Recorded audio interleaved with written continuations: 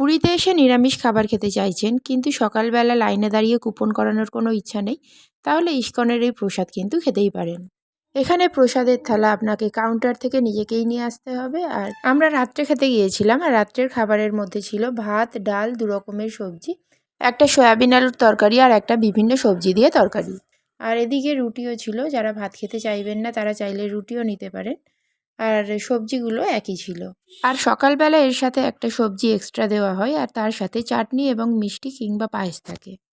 এই প্রসাদের জন্য আমাদেরকে দিতে হয়েছিল 100 টাকা।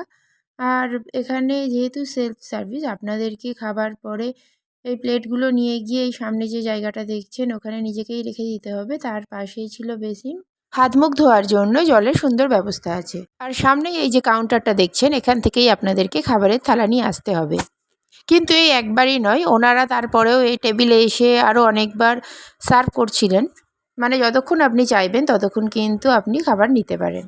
আর এখানে কুপনের ব্যবস্থা না থাকলেও একটা নির্দিষ্ট টাইমের মধ্যেই আপনাকে এখানে আসতে হবে। দুপুরবেলা সেটা 12:30টার মধ্যে, আর রাত্রে 9টার মধ্যে এখানে চলে আসতে হবে খাওয়ার জন্য।